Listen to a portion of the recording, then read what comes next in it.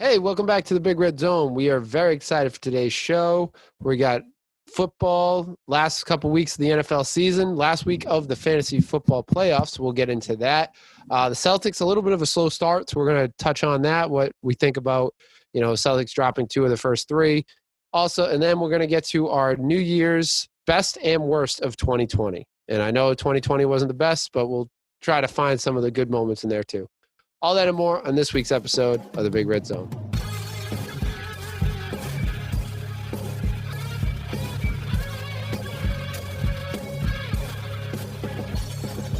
Welcome to the podcast. This is the Big Red Zone. I'm your host, Big Red. As always, I am joined by Danny Football. It's Monday. You know what that means?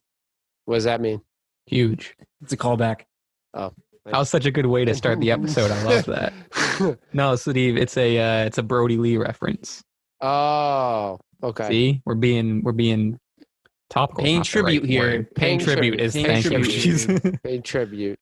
Producer John is here, and I think that's Danny Football did have something he wanted to talk about right at the top of the show, so I'll let him take the floor. And yeah, right not to make it too somber of an episode start, but I think it's something that transcended not only the wrestling world, but it seemed to be the sports world itself. John Huber, also known as Brodie Lee in AEW and Luke Harper in WWE, passed away suddenly on Saturday, age 41, from a non-COVID lung disease.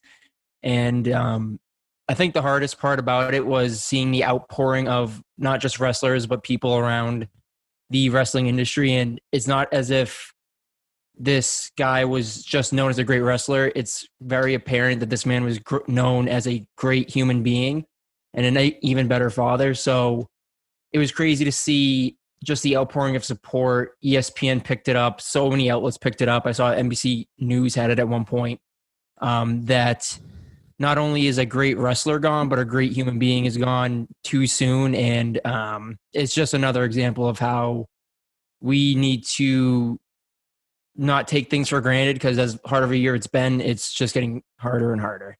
And I know producer John, being the wrestler fan he is very taken back by this. Producer John, what are your thoughts on this, this tragic loss? Well, I think, to be honest, I think Danny Football said it perfectly. Really, the sentiment of it all. No, it sucks. I mean, there's not really much else, you can say. It sucks. On Twitter, it's I think really from like Big E, Xavier Woods. I saw something from Becky. They've been tweeting for the last couple of days, just like cool moments, like pictures they have with him, and just like little like just little tributes and little how they have a connection and all that. And I don't know, it's been a weird couple of days, and I'm watching Raw. I turned on Raw late, so I don't know if they did it. I'm assuming they did a tribute. And this Wednesday, when this episode comes out, it's AEW. I'm assuming they'll probably have some sort of tribute at the top of the show. But yeah, man, I mean, it sucks. Yeah. Yeah, the 2020, we've seen a lot of brutal losses, and this is definitely right up there with all of them. So, let's get into some football. The show goes on. This is for you, Brodie. And Steve, get us going. All right. Without further ado, let's get into the first segment, Weekend Recap. It's the Weekend Recap. For our last Weekend Recap of 2020, I mean, you probably already know this is the New Year's episode. I don't think I really said, I kind of mentioned that in the cold open, but final weekend recap of the year. And I think what perfect game to start off our weekend recap is the Jets and Browns. Silent and anything but violent, man. Now, this is on paper, not on paper, on anything, is a terrible loss for the Browns. The one thing I will say that kind of won't be noticed is the COVID the COVID effect on this game. The wide receiver room for the Cleveland Browns took a big hit with COVID. Didn't really have any wide receivers like with Landry or any of their other starting wide receivers out there. And that really affected that game.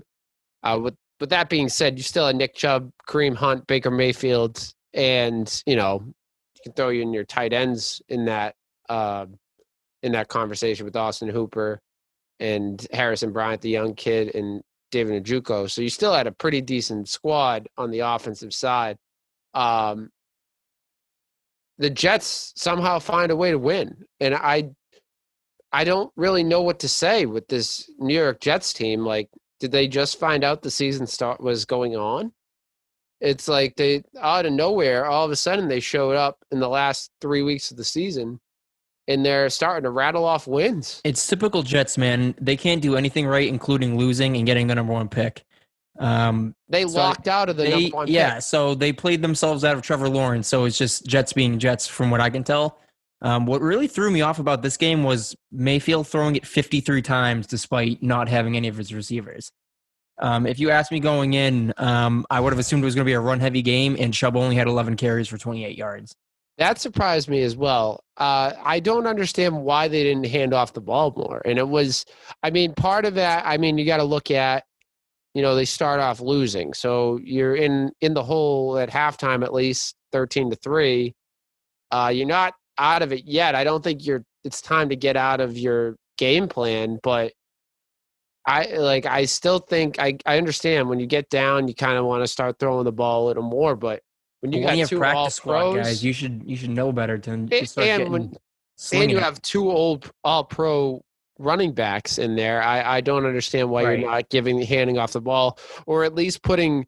With you practice squad wide receivers, like you said, put a set with both Hunt and Chubb out there, so they don't know if you're going to run it and you don't know if you're going to pass it, like with Hunt.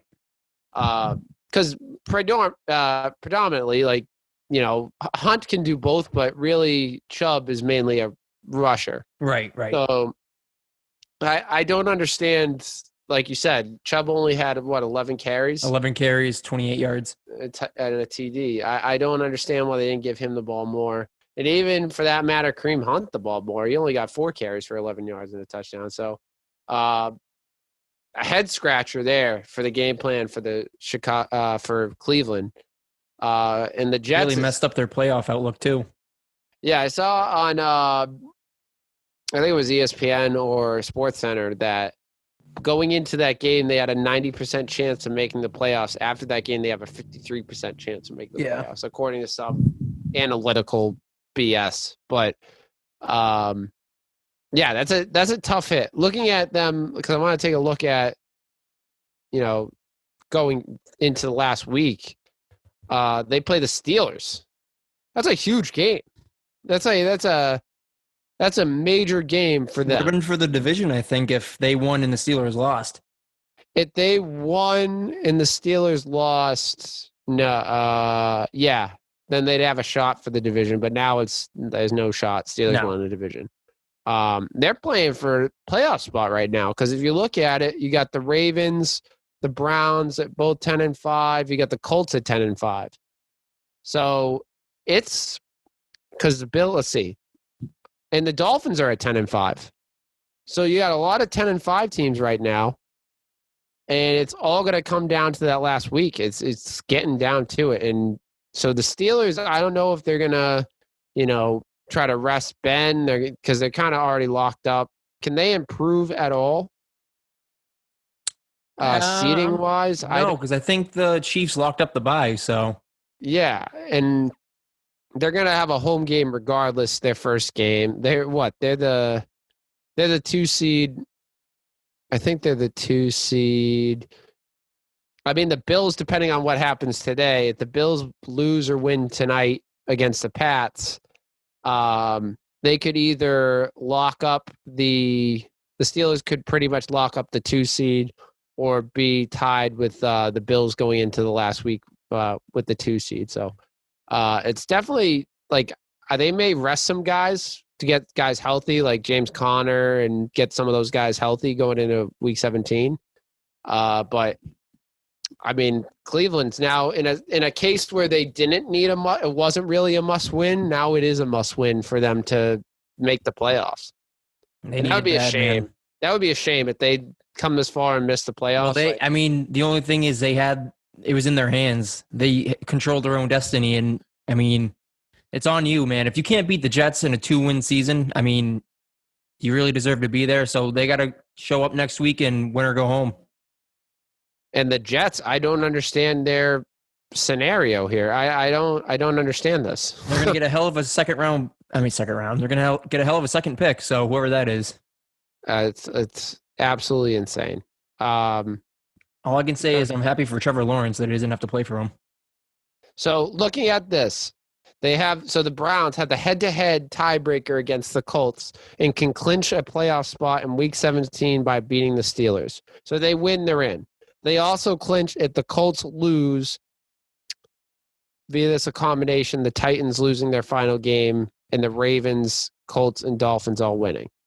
So they need to win and get in or get a lot of help. You get a lot of help, correct. And I'm kind of ruined. I mean, this is a good segue into our second game, Steelers Colts. I'm rooting for the Colts. I never thought I'd say it. I hate the Colts, but because I hate Jim Irsay, I hate that organization. But this Colts team in general, I kind of like. A hot start, man. They got off to a hot start. I thought they had the Steelers dead and buried, but evidently not. And it was a great game towards down the stretch. The Steelers finally showed some fight. That's one of the main takeaways I had from this game. Because the Steelers we've been talking about are dead. They've been sitting ducks for the last I don't know, even going back to the last couple wins, they were terrible. And, it's very easy for being down 21-7 in going into halftime to just kind of lay over. Pack it in, yeah. And they didn't. Big Ben had a big second half. It was finally the Juju game. They got After Juju dancing going on logos for a couple of weeks, he finally decided to play I tweeted out he should have doubled down on it. That would have been funny. He should have doubled down, dude. He showed he was like, I'm gonna back down on this. I wanted to back down. He had nine receptions, 96 yards, and a touchdown. So maybe he's onto something. He was at home. Dance on his own logo. Yeah, he didn't even dance on his own logo. That's weird. Deontay Johnson also he's a nice secondary piece, or depending on the day, primary piece for the Steelers. They got to get him going more when he's not, and he seems to kind of take control of that the dropsies that he had a couple weeks ago. And they got Eric Ebron involved. Thank God they got him involved this week and not 2 weeks ago when I was in a fantasy playoffs bout and I had to have Eric Ebron do nothing. So I appreciate that. And Claypool, I think Claypool is going to be the secret ingredient to the Steelers run. They need to get him involved. They need to get Claypool involved, as well as getting the running game going. The running game has been atrocious. Yeah, the running game was rough last night. It was awful. And I mean, yeah, James Conner made it look good with getting a touchdown, 20 yards, and then getting 5 receptions for 45 yards receiving. He made it look better than it was, but it was definitely not good. And this running game has been non-existent. I mean, it was evident down the stretch when the Steelers were up and trying to waste the clock, and Big Ben was still throwing passes, short little check down passes as substitute for the run game. Right. So as opposed to the Colts, man, Jonathan Taylor finally got his shit togetger. Yeah. 74 yards and 2 touchdowns. Good thing you dropped him. Yeah, after I shipped him out. Good thing you got rid of him. That's all right. He only would have been winning me consolation games, so I'm good with it. Yeah, I actually picked him up in Madden. I drafted him in a Madden draft, and I was like, this guy's pretty good, and now he's showing him stuff. It's finally worth it. And I mean, this team, they said it on the broadcast. I forget who said it. But this Colts team reminds me of the Titans of last year. They got hot right at the right time. And I mean, even this is a loss, they're still, they played a heck of a game. They're going to bite themselves for losing this game, but they play the Jags next week. They should win that game, even though they are the Jags' one win on the season, week 1. I think it's going to be a much different outcome going into week 17. Colts need to win that one. So I think they could, if they make it in the playoffs, I could see them making a Tennessee Titans kind of run going down the stretch in this playoffs. That would be crazy. I don't know, man. The Jaguars have that number 1 Draft pick locked up. Maybe they come out guns blazing. They try to get a second win. They try to beat up on the Colts. Show Trevor Lawrence what to expect. That would be quite disappointing for the Colts. Put on a little show for Trevor. If you're the 2 wins of the worst team in the NFL. that's pretty terrible. I think you just talked me out of taking them in my survival. I was all ready to. I was prepared. Jaguars have this one circled, man. They're like, hey, we can beat these guys. Yeah, we've done it once. Got to show out for Trevor now. So but I think the Colts seriously have a shot to like kind of make it. They've been surprisingly good this year. I'm shocked at how good they are. And I'm actually happy to see like Phillip Rivers is doing way better than I thought he was going to do. He was a guy that I had buried when the season started. But he's actually doing really good. And I mean, we've seen the reemergence. Reemergence. Thank you. I got you. You're my words guy. Reemergence of T.Y. Hilton, which is nice to see. Yeah. The young guy, Michael Pittman, who I really liked. Former waiver pickup of the week, Zach Pascal. Nakeem Himes, former waiver pickup of the week, is coming in as a nice pass catching and secondary back. And Jonathan Taylor's really stepped it up and over the last couple weeks. And if they can get him going, like, listen, that's the difference between. That's why I kind of like the Colts a little better than the Steelers. As you heard it here first. If these guys get hot, Big Red said it first. I like them because they have a solid running game and they have a decent enough passing game. Like I think that in their defense is, one of the top in the league this year, which I never thought I'd say. So don't let them get hot. Every time we've said that, the team is usually lost. So don't let them get hot, Jags. Don't let them get hot. Get into the next game. Don't let this team get hot. The Saints, baby. The Saints. Very hot. Saints.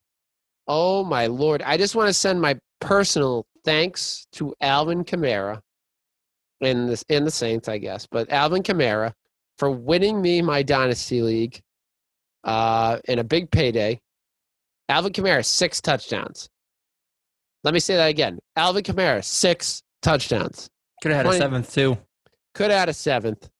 I'm not greedy, so I won't. I don't mind taking off the 7.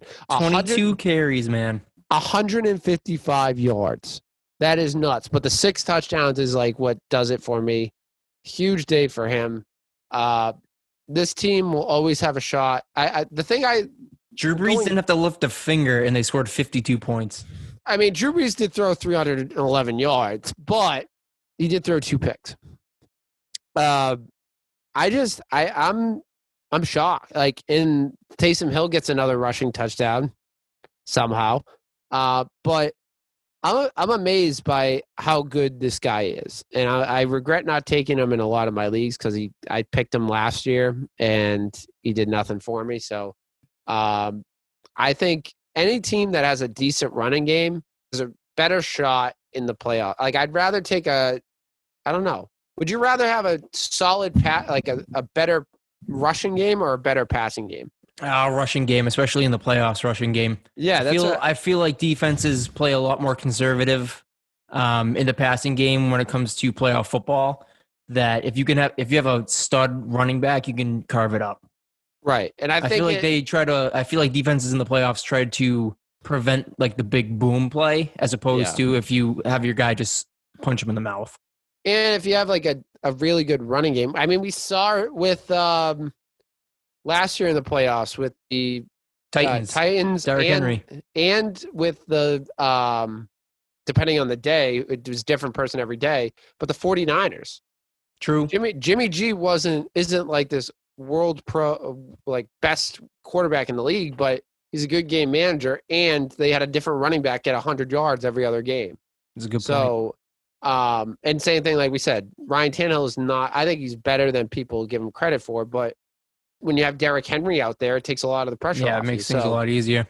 So I agree. Like having a guy like this, and especially Drew Brees, isn't what he is used to be. You know what I mean? He's not what he is usually. You don't need Drew Brees to throw for 500 yards or 5 touchdowns. Alvin Kamara can just easily score 6 touchdowns for you now. I don't think that's going to happen again, but who knows? But I agree. It takes a lot of the pressure off Drew Brees, who's, battling a lot of injuries this season. And I mean, handing off to a all-pro running back 22 times, and not to mention your backup running back can get you 72 yards on 12 carries, I might add. It's really takes a lot of the pressure off the passing game. So don't let the Saints get hot. Don't let the Saints get hot. Also, it helps when you have Michael Thomas out for the year. So, I mean, having your running game being on point, that's going to help down the stretch in the playoffs. I always like the Saints in the playoffs. I always pick them to go to the Super Bowl, and it never happens. So, maybe when we do our playoff brackets, maybe there'll be a Super Bowl potential pick for me going forward. I don't think so, but could be. Yeah, great week 16. Great week 16 for Big Red. Yeah, week 16. I don't know where I wrote week 15. That's bad.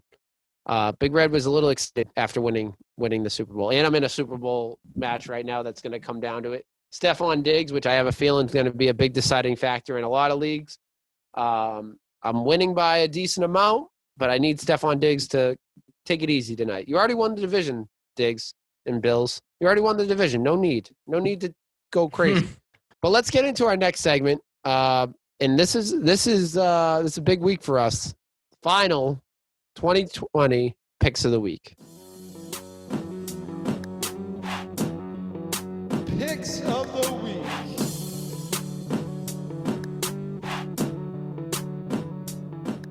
All right, Danny Football. We need to figure out how to get on the winning side of these things, man. Like we're struggling here. We are struggling.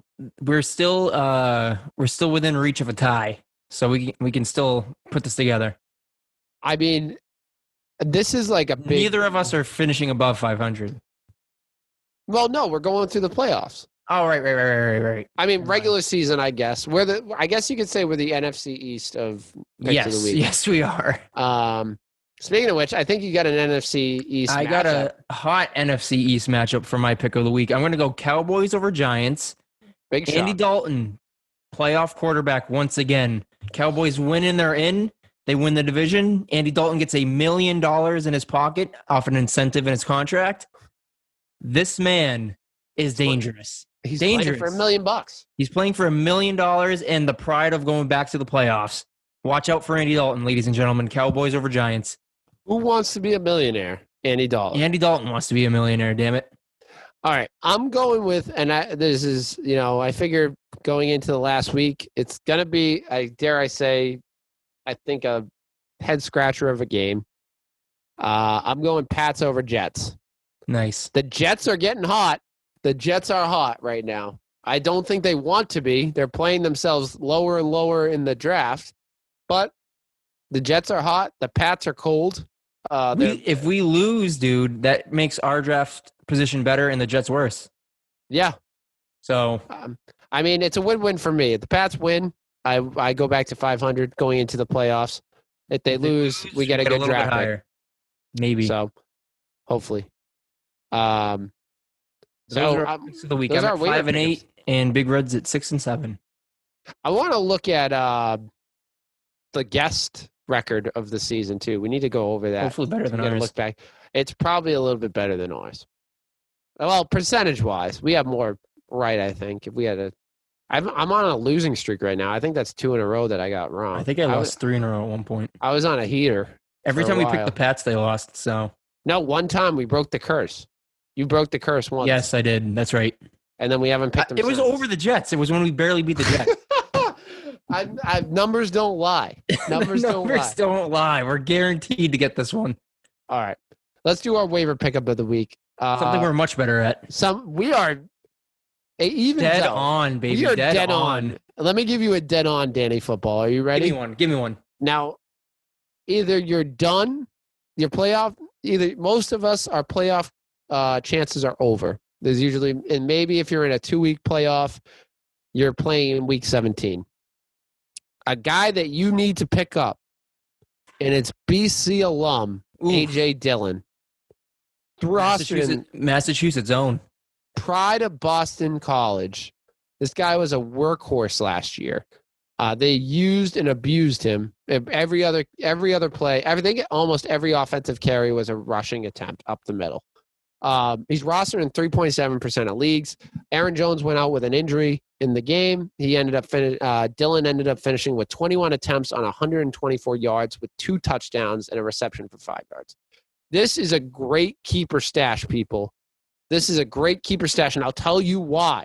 Second round pick last year. Aaron Jones is a free agent this year. That's right. Aaron Jones could be leaving. And who's going to be there? A.J. Dillon. And I think that's the kind of the momentum they're going to go with. Aaron Jones has dealt with some injury problems, especially obviously now. And I don't know. He's going to be getting top dollar from wherever he goes. I don't know if Green Bay is going to give it to him because they just drafted this guy second round. And seems like a kind of a new regime with the new, like everyone in the front office, coaching staff over in Green Bay. It seems like they're trying to turn a new page in that organization. So with Aaron Jones as a free agent and A.J. Dillon, if he's available in your leagues, I would say pick him up, stash him. You're probably not going to end up playing him in week 17, but it doesn't matter because you're either playing in consolation brackets or you're over. So doesn't really matter. Go pick up A.J. Dillon. I'm putting a waiver claim in for him right now. If you're in the Rocks League, that'll fetch you a 16, 15, 14, 13. That'll fetch you a 12th round pick. Did Jack pick him? I picked him in the 13th round. What is wrong with you, Danny Football? What do you mean? Why'd you pick him so early? What do you mean? Look, I'm a genius right now. Touchdown, Cam Newton. Nice. Just want to About time, Cam. About time, Cam. Sorry, I had to throw that out there. Tie All game, right. I think. On to a guy I did not draft, but should have. Andy Dalton doubling down, 5.3% rostered. This is it. Playoffs on the line, $1 million on the line. This man has everything to play for. And everything to lose. He has everything to gain and everything to lose. He's essentially playing to keep himself in the league. If he wins this game, Big Red, Jerry Jones will be begging this man to stay on this team, begging him to stay on this team. If he let's say this. If he wins this game and loses first round in the playoffs, do they go Andy Dalton over Dak? Come on, this isn't even close. It depends on where Dak is with his recovery. That's true. I'll give you that. So it would depend on his health, but I'll give you that. This man has healthy Dak. This man is hungry, Big Red. He has everything to gain, both monetary and professionally. If you have no other options at quarterback for whatever reason, ride with the red rifle. Let's go, baby. You guys should listen to Danny Football. This is another 2-time waiver pickup of the week. I'm pretty sure you picked him. Yeah, I think a couple times earlier when he came back from getting brained. Yeah. Yeah, I think you picked him when Dak went down and when he came back from getting a concussion. Now going into week 17 for whenever he's had a half-decent year. I mean, he got hurt in one game and then didn't play another game because of COVID. So, yeah, I mean, Andy Dalton's a solid. He's out here doing the damn thing, man. And for all, I mean, I've seen a couple people do it in championship games, and I applaud your courage. And we're gonna step into fantasy football. Continue to step into fantasy football recap. People started Mitch Trubisky this week, and it ended up working out for you. That's a hell of a gamble. And one of my leagues I'm watching, it's going to come down to Stephon Diggs, and the kid who has Stephon Diggs, who could potentially win, started Mitch Trubisky. So maybe this is the Mitch Trubisky start that people are looking for. I don't know. I think that's a good segue into fantasy football itself. Now, we had a heck of a run. Danny Football, how was your, in general, you personally, how was your fantasy football leagues this year? How many were in Super Bowl? I made 2 playoffs. I made the BRZ playoffs, but got bounced in the first round. Rocks League, I didn't make it. Bad year. Your league, I'm just trashing consistently, so I didn't make anything in that one. I do have a league with some soccer people that I'm in the Super Bowl with. I'm up around, let's see. I'm up 64 going into a week 17, second week of the finals. So it's looking good for me. So I could be making a little, Danny Football could be a little richer next week. That's awesome. A little more scratch in his pocket. I'm rooting for you. Thank you. I'm in a dynasty league, and that's one. I made 2 Super Bowls. I think I'm going to go 2 for 2. Hopefully, one's a friendly league, and the other one's for money. And the dynasty league for money, I'm coming out with some good, as you say, scratch in the pocket, some good coin, if you will. Some good coin. And all to do with Alvin Kamara. The other leagues, disappointing in some ends to some of them. Can't win them all, man. Can't win them all. And, I'm coming out on the positive. And, this is the first time I've ever won potentially 2 Super Bowls. So can't complain. Can't complain, Anytime you can come out positive after having 20 leagues is a good one for Big Red. Let me tell you something. You start the league, 10 teams are coming out with the same goal. 10 or 12 teams are coming out with the same goal. Either 9 or 11 are going to leave disappointed. I was lucky to be that one that wasn't in 2 of the leagues. So I want to when we're talking about winners, I want to give a good big special shout out to our championship match. The runner-up of the BRZ Fantasy Football League. I want to give a lot of credit and a big shout out to David Griffin, former guest friend of the show, David Griffin. This man was laughed at, ridiculed for his team, and had one of the worst drafts I've ever seen in my life. Picked Gronkowski, just to remind you, picked Rob Gronkowski in the 4th round. I think he picked A.J. Dillon not too far after that. But this man made it to the to the finals and ran up against a wagon. I give you a lot of credit, Mr. Dave Griffin. He was the number 2 seed. He won his division. What division did he win? He won our division. So I give him credit. I scored over 100 more points than him, but he found a way to win the games when it mattered. So I give him a lot of credit. But to our championship, our winner, pro golfer Ame. Let's get amazing at golf and fantasy football. Jesus, I just hit myself in the face here with this microphone. And he's gonna win our league that I run. This man's a dynasty himself. He's winning, and he's winning all money. Well, no, actually, Big Red doesn't collect money. So we're not. We don't got it like that. We don't got it like that. So. Ame, congratulations. As we said, the winner is going to be on the show coming soon. So Ame will be on the show in the next few weeks. We'll get to look forward to having him talk some trash about winning. Maybe get some secrets to his fantasy football dynasty. He is a dynasty. He's winning a lot of leagues. So congratulations. And to the 3rd place, which I don't think he's too happy about, Andy. Andy won 3rd place. So beat Jack Moran. Oof. Big win. Jack Moran probably didn't open up the app this week because he knew. Yeah, that's where me and Jack are the same. If we're not in it, I'm not even going to look at it. Yeah, this is the first time I checked this one a lot more just to keep tabs on it. But like I said, if I'm not running the league, I'm not looking at it once I'm out. Except for Danny Football and I had a side bet. That's right. I do owe you a milkshake, damn. He does owe me a milkshake. I mean, I was bored in that league, the Rocks League. We talked so much at trashing it, and I felt like I had to pay attention. So since Danny Football and I were playing each other, we put a little wager on the game. You are free to cash that in whenever you want, man. I'm looking forward to it. Next time, after we, circumstances are a little different going forward, man. We'll try to hit the local Peaceful Meadows establishment and get a nice milkshake. And congrats to 5th place, Producer John. He did it, ladies and gentlemen. Producer John, I was quite disappointed in both. I wanted Danny Football and Producer John to win it because I didn't make the playoffs and I was bad. I was disappointed in my showing. But I'm proud of you, Producer John. You did a heck of a job. Both leagues. I think Producer John. You did a good job in the other league. Your problem was, the only thing I will say, the only problem you had was Russell Wilson fizzled out.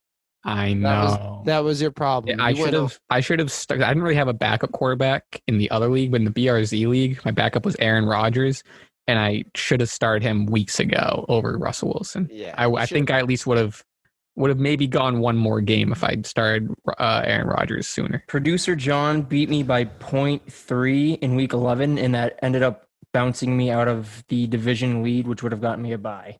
So hats off to producer John for playing spoiler. Try my best. I do what I can. And Danny Football, actually, you could have used that bye because you lost to Jack Moran in the first round, but you scored 134. You scored 139. Yeah, That's a tough. I outscored everyone but Jack. That's a tough hit. That is a tough hit. But I mean, Ame, I don't know. Ame would have dominated. He dropped a 170 in round 2, man. Yeah, poor and Andy, I felt bad for. He threw up a 158. 158, and he still got and struck. He still got struck. What are you gonna do, man? There's that's nothing fantasy. you can do, man. That's what it is. That's when you throw your hands up in the air and say, "What are you gonna do?" It's like when I played John, producer John, in our other league. He put up like a 250, and there's just nothing you can do. He put up like 250. I scored 180. And I was like, "What am I to do?" And that ended up kicking me out of the playoffs. So that was one of the simpler times, man. Simpler times. But hey, hindsight 2020. I'm happy with my victory here in my other leagues, and I'm looking forward to having Ame on the call either next week or episode next week or the week after. All right, guys. I know the people want it, but unfortunately, the powers that be struck down UMass Lowell again. Schedule got messed up again. I know. Boo these people. But schedule got messed up again. There was no big UMass matchup on Christmas weekend. So we have to settle for UMaine, home and home this weekend, Friday and Saturday. Not as big as UMass, but it'll have to do. It's hockey. I did get a new UMass Lowell jersey for Christmas, so we have some new heat coming. Santa hooked you up? Santa hooked me up with a new UMass Lowell jersey, so I'll wear that next week. We'll get a new 2 minutes for roughing off of 2 games, and we'll come out firing. I love it. Team that it's both close to me and Danny Football's hearts is the Boston Celtics. The NBA season got underway, and the Celtics got off to a slow start. They got a big win over the Bucks. I was going to say it was looking really good after the first game. And then they've lost back-to-back games against the Nets and the Pacers. The Nets one was pretty tough. I would say they were with them for, I'll say 3 quarters, and then the fourth quarter it was over. Once they got down that 10-point lead, they could never catch up in that one, and then they lost a close one with the Pacers. Are we nervous? So I'll preface that by saying I was flying high after the Bucks game, man. The Tatum was really high. The Tatum bank shot, man. I was flying high. I was like, damn, this team's amazing. Jeff Teague's amazing. Tristan Thompson looks great. Jaylen Brown. I was on cloud 9 after that win, and holy shit, did I get humbled by that Nets loss, man. You were right. We kept it close, but it seemed like as soon as KD and Kyrie kind of just put their foot down, the wheels fell off. Now with that, I think my reaction from that is, okay, we're missing Kemba. Kemba's our third star on that team. When Tatum comes out, we had no answer. When KD and Kyrie came out of the game, their bench answered the call. Their bench was better than us. And I mean, the young kid Pritchard, he's playing pretty well. I like him, man. He's playing really well. Better than expected. Mm-hmm. And I mean, but the bench is just not good enough right now. Like the bench is definitely shallow. But Rob Williams was a bright point in the Pacers game. Yeah. But in that Nets game, it was apparent. Usually when the stars sit, when Durant and Kyrie sit, that's kind of when you're able to get a little run going, try to get back into the game. And LeVert and all those guys just kept the hammer down on him, man. LeVert has a game against us every time he plays us. He's like Chris Middleton on the Bucks. Middleton always balls against us. Yeah, I don't understand it. So, it was a good Bucks win, bad loss to the Nets, and then the Pacers game, man, it was just vintage Celtics. Just streaky. Go out to a lead, lose it, trade back and forth, go down, come back, and then Tatum goes into his bag again, tries a long 3 at the end to try to win the game, and comes up short. Yeah. What did you think of that shot? The Pacers game shot. No, the Pacer game shot.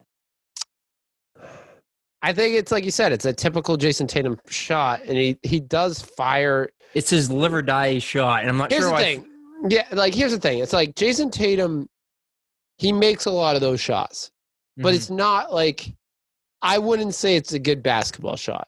I think No. he's got to. I think especially when it's a 1-point game, it's like there's Yes. no need to fire up a Yeah. three. There's I feel no like need. depending on the situation, that makes it a better. Depending on the situation, makes it a better or worse shot. When you're down 1 and you've built this comeback on the paint, I don't understand why you don't just Right. drive the lane and try to get a layup or a higher percentage shot. Here's the thing: when you're down by 1 and you need a bucket, my philosophy always is in basketball, and this is like I teach this to kids when I coach. We're down by 1 or even 2. I'm driving to the paint. I'm getting fouled. I'm taking a layup. I'm going up strong. And that's what they did in the Toronto series with Kemba. They had Kemba put his head down. Right. He got fouled. They didn't call it, but he got fouled, and that would have won them the game. Right. I just feel like when you're down by 1, now if you're down by 3, that's Right. a different You need story. to take it. You have to take it. You need to take that shot. And is it, he does a lot of like dribble hesitations and step backs and stuff like that. And that turns into kind of like a terrible shot. But when you're down 3, I get it. You got to make that shot. But when you're down 1, and everyone knew exactly what was going to happen too. Right. He down the ball, and as soon as he didn't make a move towards the basket, I'm like, he's just going to jack up a 3 here. I guess Jayson Tatum's your guy. Like, you need to have him taking the last shot. Right. But I almost rather have Jaylen Brown take the last shot. I also in that wouldn't mind situation. if Brown was taking that shot. Like, he drives to the basket, arguably he's aggressive, better. man. He's aggressive. He fights to the hoop, and he has a good stop. Like, he has a good dribble hesitation. So, like, he goes – and he developed it better last year, and he's really good now. Like, he can drive full speed to the hoop, stop on a dime, and take that little, like, 5-foot jump shot. In that situation, that's what you need. So, honestly – from what I've seen, and I know he made the one against the Bucks, in a 1-point game, I honestly would I'd rather him not take that shot in a 1-point deficit. No, I'm saying I'd rather Jaylen Brown take that. Driving to the hoop. Gotcha. Yeah. No, well, 100%. I mean, and it's just a bad shot in my opinion. It's a shot he can make. I just don't like the situation he used it in. Right, you're down 1. You just need a bucket. You're down 1. They're. I'm not saying they were expecting him to do it, but like common sense says, all right, they're gonna drive to the basket. Let's protect the paint. And you don't even attempt to make a motion towards the paint. And if you get fouls and you miss the shot, you have 2 chances to tie. Right. Like I'm looking at trying. Like Giannis. Giannis did the same thing. Right. I'm trying to win it, but at the same time, I always say like. You win games by putting the ball in the hoop. It's easier to score the closer you are to the hoop. And that was a deep 3 too. That's a deep bat. I don't agree with that shot. So I would say in that situation, I think we're both in agreement. I'd rather him drive to the hoop, and maybe that's something that he needs to develop, and that comes with time of him getting more and more game-winning shot like attempts. But he's just got to have the like Kobe. Like Kobe's one of his like number 1 inspirations. Kobe would take the mid-range jumper if he was down 1. Like he would be smart enough to drive in and take that. Maybe a fadeaway. Yeah, maybe a fadeaway, but it's a mid-range fadeaway that I think he's going to make 90% of the time. So I'd rather him take that shot. I agree. With that being said, James Harden had a heck of a day. In his first game, he had like 40-something points. Does this couple losses in a row kind of make you start thinking, do we need Harden to get over the hump? After the Bucks game, I was completely against Harden. After the Nets game, I was like, okay, maybe. He definitely gets us over the hump. He definitely makes us better. It's just dependent on the price tag. Yeah. I'm not willing to give up Tatum. I'm not willing to give up Brown. Maybe even Smart. I don't even know if I give up Smart. Yeah. But if there's a trade to be had outside of those 3 guys, I'd listen to it. Yeah. I mean, Harden doesn't make you worse. And I'm not saying he completely closes the gap on the Nets, but he definitely makes it closer. Add Kemba, maybe you're there. But I'm definitely more open to it right now than I was after the Bucks game. The thing about Harden and the Harden trade, people are like really dead set, which I don't understand. A lot of Boston sports people, they think that it's foolish to just decline the trade without hesitation, putting Jaylen Brown in it. They compare him to the Al Jefferson trade back when we got Kevin Garnett, and they think it's crazy that we don't trade for this superstar right now. In my opinion, Kevin Garnett fit the hole that the Celtics needed more than what the James Harden's filling. The Kevin Garnett was a grizzled veteran, big guy who rebounded, played defense, and won the Defensive Player of the Year award that year, and also could make the game-winning shot if he needed to. James Harden's a scorer. He's a passer too. He's been known to pass the ball pretty well, but he makes shots. And last time I checked, you want Jayson Tatum to be that guy. You want Jayson Tatum to develop into the scorer that's gonna put up points. So Jaylen Brown at least adds the two-way side of defensive player, and I think he's going to get you 20-something a game, and he's going to play defense. He's a great two-way player. I don't want to get rid of Jaylen Brown. I think it's a terrible comparison to compare him to Al Jefferson, even though Al Jefferson was a double-double machine young when we made that trade. I don't agree with it. I just think that it's foolish to trade Jaylen Brown at this point in the rise of his career for James Harden, who is potentially either at the plateau or coming up close on the decline. I don't want that to happen I don't want that to happen for Jaylen Brown. I am not opposed to trading for James Harden. I'm not one of these people that say I do not want James Harden. Mm-hmm. So I want him for the right price tag. That's more my thing. The more I think about, I hate, it pains me to say because I love him. I may be more convinced. I think someone could convince me on the right deal if Smart was involved. Fair and that's enough. very, very close. I do not want to get rid of Marcus Smart. Mm-hmm. But I would be at least more. I mean, he's an MVP. So if you're getting an MVP and Marcus Smart and the trade exception and a pick, I'm more apt to say yes on that than Jaylen Brown. You know what I mean? I think I'm more in the agreeing of that trade, but it's close. And I think that's just the homer in me who loves Marcus Smart. You know what I mean? And he's a defensive machine. So we'll have to see. It's way too early. 3 games in. Still early. The other day, I mean, I let me find this picture. Yesterday was the weirdest day in the NBA. And it proves that, nothing is set. But I think it was something that said the Nets the Nets lost to Charlotte and got dunked, and what's his name got dunked on by Scary Terry. The Mavs beat the Clippers. The Cavs are undefeated. And it was a bunch of weird stuff that happened you wouldn't think. So, 3 games in, it's impossible to tell. It's a small sample size. OKC's undefeated. We all thought that they would be tanking, and I think they're trying to tank, but their players just will not give up. So we'll have to see. I'm not ready to write off the Celtics just yet. No, absolutely not. So we mentioned at the top of the show, this is New Year's. New Year's Eve is tomorrow if you're the day after the episode comes out. So for New Year's, we decided to look back at the best and worst moments of 2020. I think the worst moments, there's probably a bunch of them. Those were pretty easy to pick. Those are pretty easy. We decided to narrow it down to one worst, one keep it best. light. Keep it light. I'm going to start off. I think this was going to be everyone's worst, but I'm taking it. Kobe Bryant's death, definitely the worst tragic moment of 2020. As we said, we've seen a lot of people pass in 2020, and Kobe was one of the most shocking and gut-wrenching ones because I think for the fact he was so young, and it was just a tragic day, and obviously with his younger daughter too.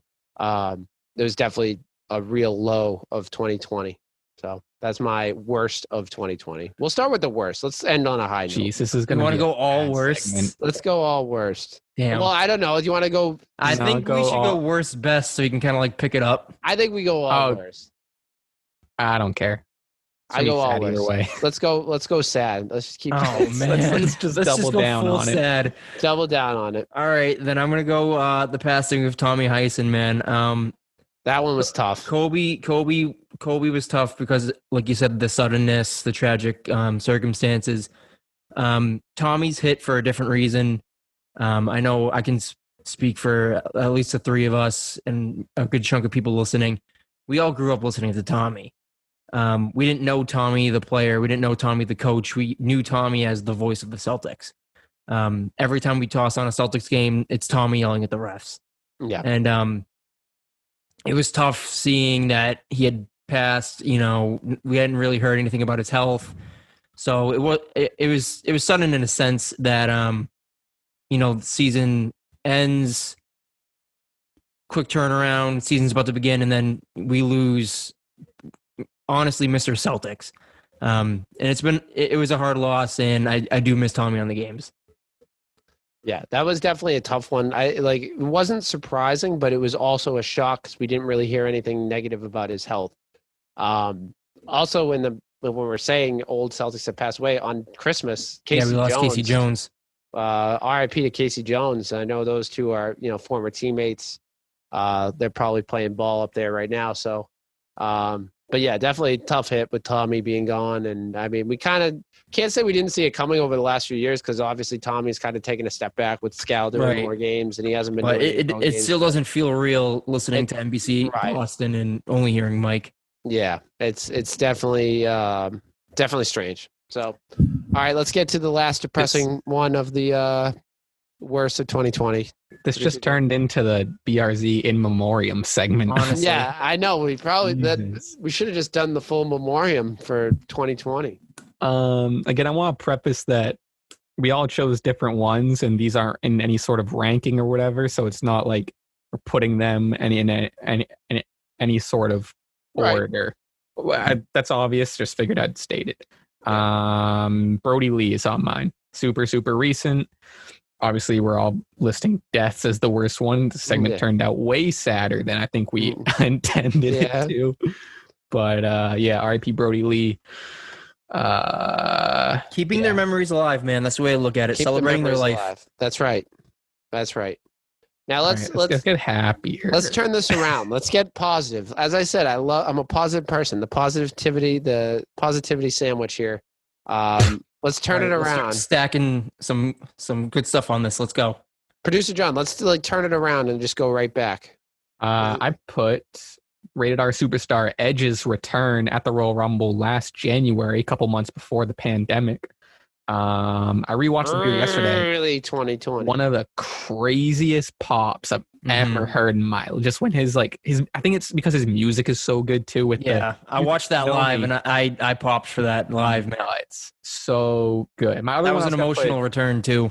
Yeah, you could see because I was watching the video again. You can see in his eyes, he's how just happy and just it's crazy. For context, Big Red, he had to retire due to a neck injury 9 years ago. He never thought he'd wrestle again, and then he finally got clearance to do it. Producer John and I think before one of the episodes we were doing back in January, you were hyped up about that. I remember you talking about that, him coming back from that vicious neck injury. So very cool moment way back. Fans in the stands, right, Producer John? Yeah, that was at Minute Maid. Yeah, January. So it was, crazy how the Royal Rumble's coming up next month again. Nuts. I was gonna put Drew McIntyre winning the world title, and Big E just won the Intercontinental title, but I think Edge topped it. I meant to tell you too, not to touch into reality TV right now, but on the challenge, they have a wrestler on the challenges. Leo Rush. Oh, really? Yeah, he's on the challenge this year. Oh, that's cool. Yeah. I like him. Seems like a good guy. Yeah, he's cool. Forgot about him. Cool. Just thought I'd throw that out there. Yeah. Look at Big Red go. We're trying to throw some positivity. Look at him go. Trying to throw some positivity wrestling facts out there. Nice. We always bring it back to wrestling and game shows somehow, and this time we brought That's right. it was two at once. We like to bring all our worlds together. What's the best moment for you, Danny Football? I'm going to circle back to the Celtics. We lost Tommy, but I'm going to focus on the Celtics playoff run before the Eastern Conference Finals. Sixers sweep was fantastic. Couldn't have been happier to sweep Embiid out of the playoffs again. Close, gritty series with the Raptors. Pulled that out in that game 7. I was flying high, heading into a Heat series that I thought we could win, heading into a NBA Finals matchup that I thought we could win. So in my book, 2020 was great just because we thought we lost basketball, we got it back, and then the Celtics were able to give us a run. Also, to circle back, I'm wearing the new Celtics jersey in spite of John's tweet saying that they look like trash. I hate them. Those are terrible. Those are the worst. Those are some of the worst. Those are the worst Celtics jerseys I think I've ever seen. They're like I think they're clean. I think they're the best. let me preface this real quick. It looks a whole lot better on Danny Football. I will say that. Hey, yeah, I made up my tweet. But those are the most trash uniforms I've ever seen in my life. See, I didn't like how they looked in like the concepts I was seeing before it got leaked, but I like how they look on the players. I think they need to get 2 of them. Each player needs to get 2 and throw them both in the trash. Brooklyn's was bad too. I only watched the Brooklyn's games. Brooklyn's are bad. A lot of the secondary uniforms are pretty. Even the Heat messed up theirs. I like their Vice jerseys, and then they did like that mash of pink and blue. I love the Miami Vice jerseys. New ones? No, the last year ones. Oh no, the last 2 or 3 years they've had bangers. This year's is bad. I hate the Lakers one too. The ones that just came out this year. I forget. The blue ones. The blue ones. Yeah, they look trash too. Yeah, there are a couple bad ones this year. Let me just say this: why are teams changing their colors? This is confusing me so much. Like I'll see like a green, like someone in green. Yeah, that happened. The Clippers. It was was it the Lakers? Whoever played the Bucks, they were in Milwaukee and they were wearing blue, and the Bucks were wearing their home whites. And I was like, what the hell is going on? Yeah, it's like someone's wearing like powder blue, and it's like, what are we doing here, fellas? Like, let's this is getting outrageous. So, trash uniforms. Let me give my positive. Let's keep with the Celtics. Let's close it out. Keeping positive with the Celtics. The Tatum extension. We came off a couple terrible losses in the city of Boston. We lost Mookie Betts. We lost Tom Brady. I guess you could throw Gronk in there, maybe. But we did not lose the future of Boston, Jayson Tatum. Jayson Tatum is locked up for the next, 6 years, 10 years, might as well be 20. He's going to retire a Celtic. Extension of Jayson Tatum was definitely the best news of sports news of 2020.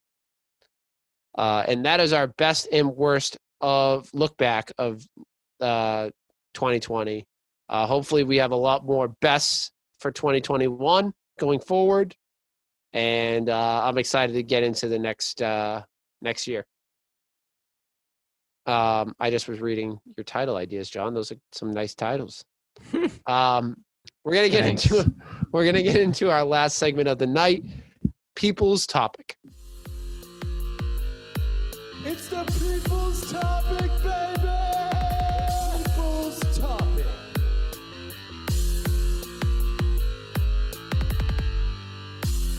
All right, reminder for People's Topic, you can go find us on Instagram and Twitter at Big Red Zone. Give us a follow, write in your People's Topic. You can also go subscribe to the YouTube channel. Quest for 100 subscribers. Go hit that subscribe button and leave a comment in the videos. Hit the like button on this video as well as all our other videos. You can also leave us a review on Apple Podcasts. And please tell a friend. Tell a friend. Tell a friend. We know you're watching. We know you're watching. Share with the new year. Share Big Red Zone with all your friends. Let's get to People's Topic. Without further ado, Producer John, take it away.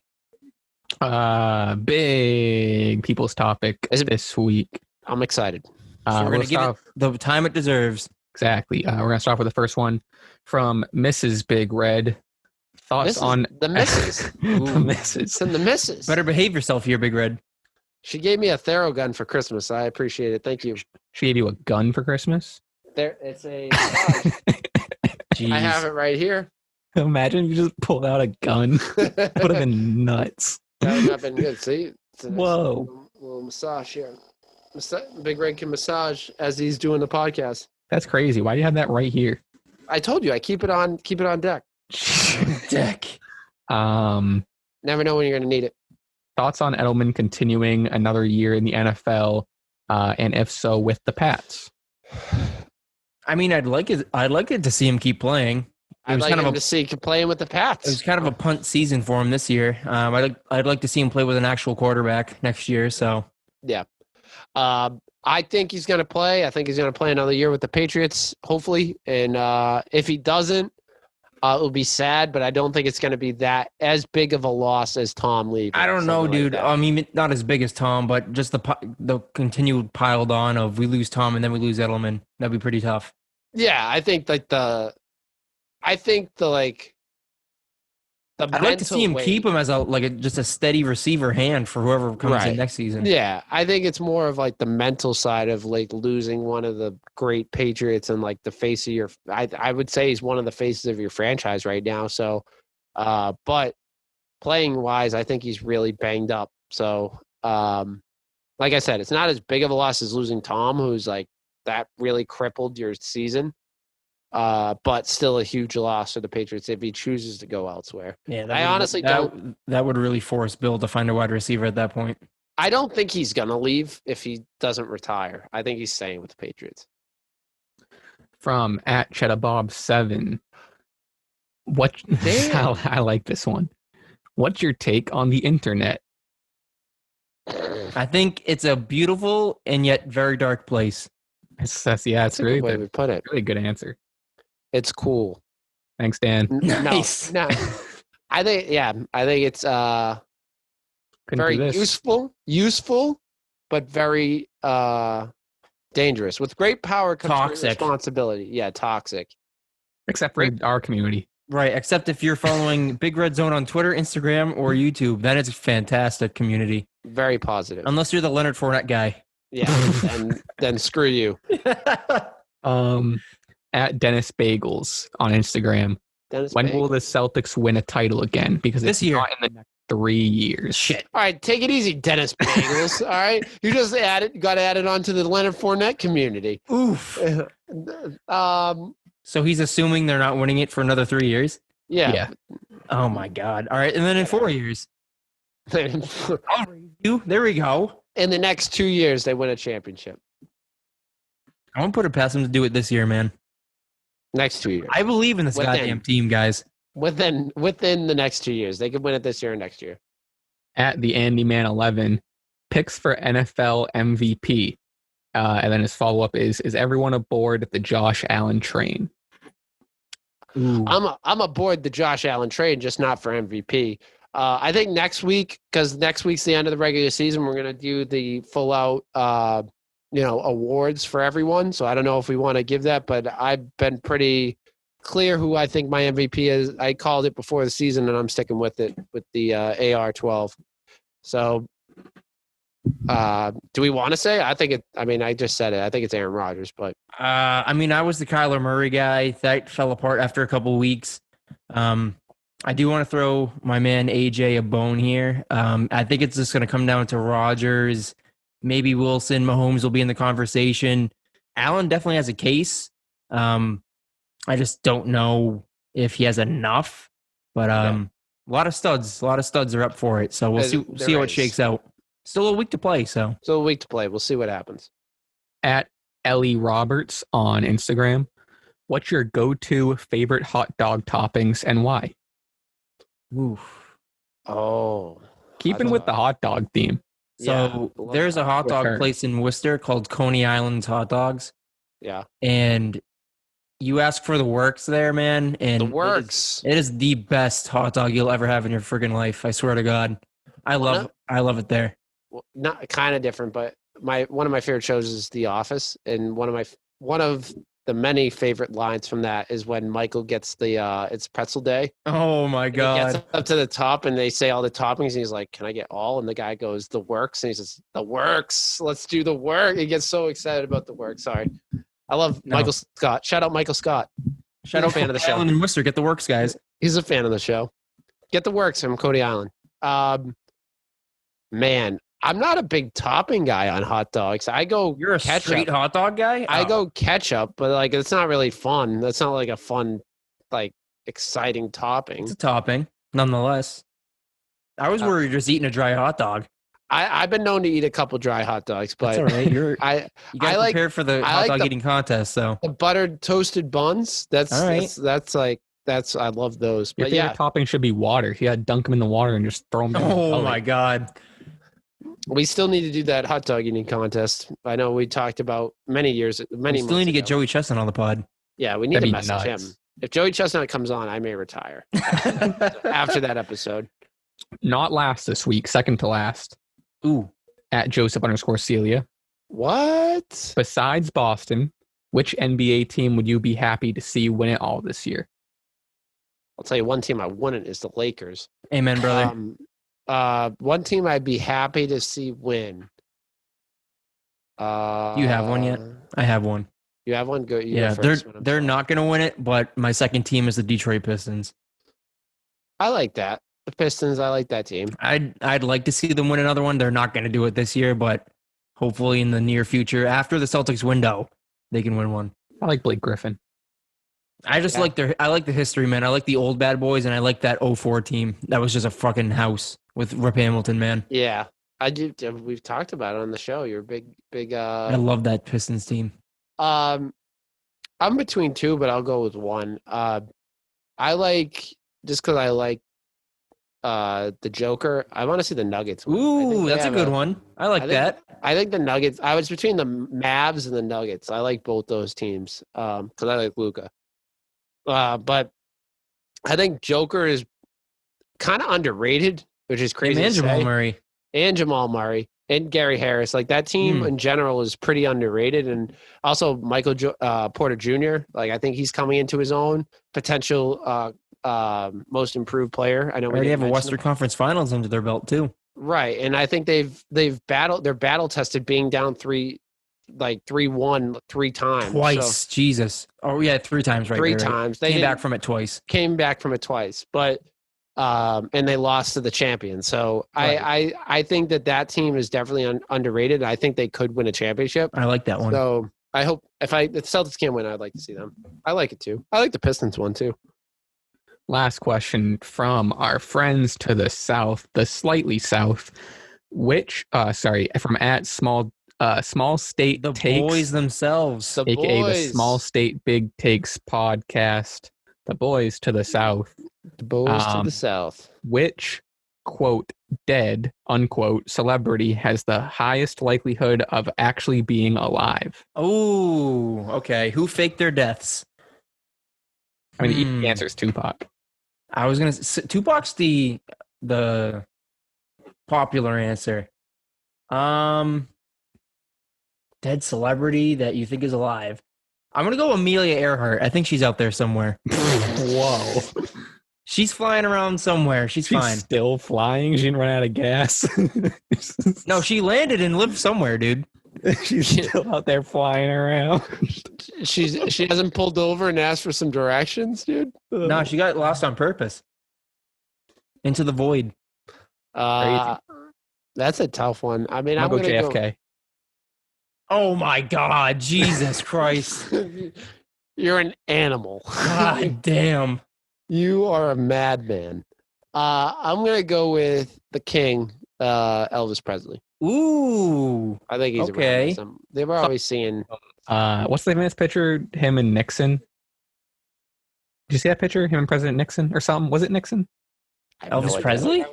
Yeah, hold on. Let me Google it. Oh no. Because there's a funny. We only have a couple more minutes in this. All right, 3 minutes. I can do it. There's a famous picture of Elvis at the White House.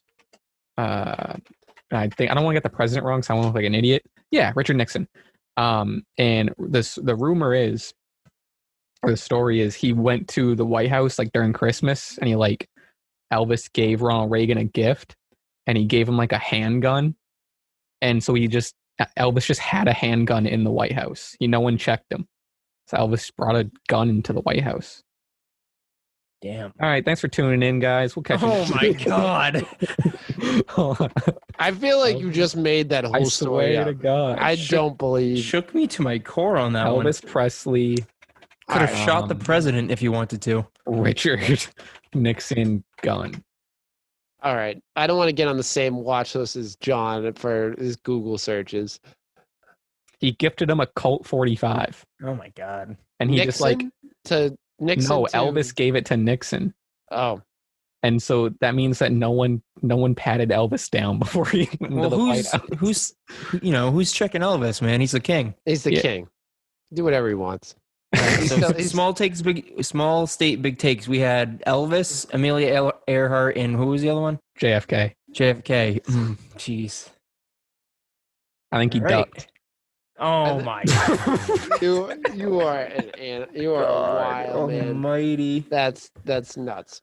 Amelia Earhart's probably the best one. She's One's definitely out there still flying, man. Still flying. Not the same trip. Like she's landed multiple times, but she's still out there. Gassed up. She's asked for directions. Should I put JFK on the Photoshop this week? Or Amelia Yes. Earhart on the Photoshop? Amelia Earhart. Yes. Amelia But all Earhart. three of them. Yeah. No other Yeah. no sports figures. Just all Amelia Earhart, Elvis. They're gonna be like, "This is a sports podcast about Elvis, Amelia Earhart, and all these celebrities. This is crazy." All right. watch it. Tell a friend. Yeah. Steve, send us home before we run out of time. So make sure you go follow us on Instagram and Twitter at Big Red Zone. As I said, subscribe to the channel, Quest for 100, and like this video along with all our other videos. Leave a review on Apple Podcasts and tell a friend. That's it for this year, 2020 of the Big Red Zone. Thanks Finally. to producer John and Danny Football for joining. We'll see you on the other side, people. See you in Have a great week. 2024. Oh my God. Have a great week, everyone.